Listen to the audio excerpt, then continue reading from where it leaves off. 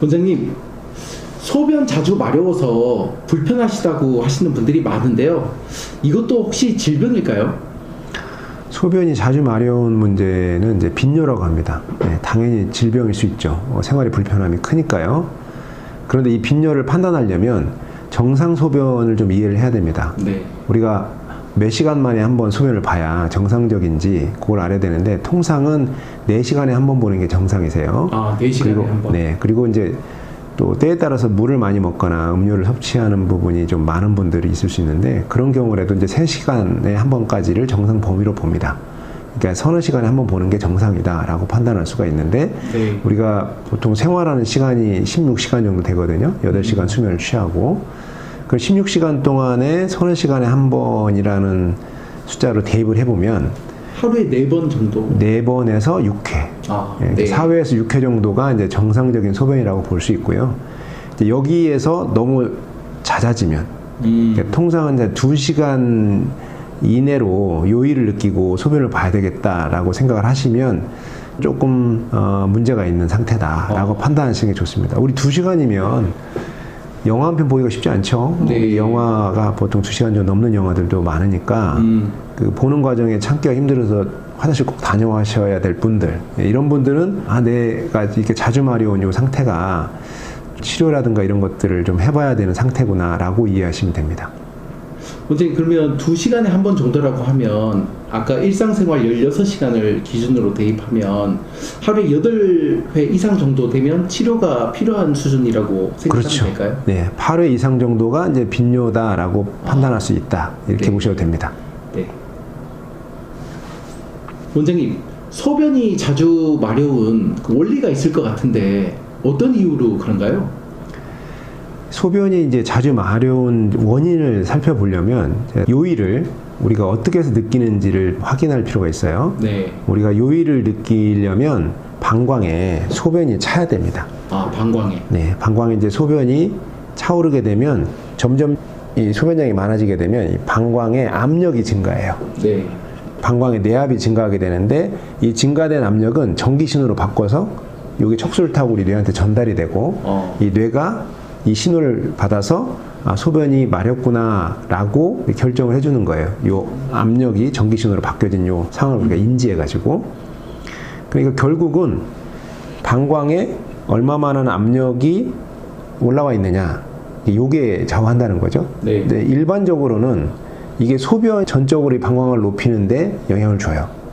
우리 방광은 보통 한 550cc 정도 되거든요. 네. 그 중에 350cc 정도의 소변이 차오르면, 이때부터 여기 350 정도 차면 한 5분의 3 정도가 차는 거잖아요. 네. 이때부터 이제 방광압이 많이 높아져 있을 거고, 이 정도의 압력이 넘어가면 요일을 느끼는 거예요. 근데 이게 350 정도를 걸러내는데 걸리는 시간이 보통 4시간 걸리는 거거든요. 네. 그런데 4시간도 안 돼서 한 2시간 또는 1시간 이 정도밖에 안 됐는데 요일을 느끼는 것이 그게 빈뇨고 우리가 흔히 질병 상태다라고 보는 거예요. 네. 그럼 이제 왜 그러느냐? 방광에 소변이 조금밖에 안 찼어요. 1시간이나 2시간 정도면은 아직은 뭐 5분의 3까지 못 차는 상황이죠. 네. 그런데 다른 이유로 이 방광의 압력을 높이는 이유가 발생한 거예요. 아, 다른 이유. 네. 그게 이제 남성의 경우하고 여성의 경우하고 조금 차이가 있긴 한데, 네. 일반적으로 우리가 흔히 생각해 볼 수 있는 이유는 방광에 상처나 염증이 있어가지고 소변이 이렇게 올라올 때 그 상처나 염증을 건드는 거예요. 그럼 방광이 놀라서 수축을 하겠죠. 아, 그럼 압력이 증가. 그렇죠. 이게 수축을 하면서 이 수축압 때문에 급하게 방광압이 증가하게 되고, 우리 뇌는 이거를 소변이 마렵다라는 걸로 신호처럼 해주는 거예요.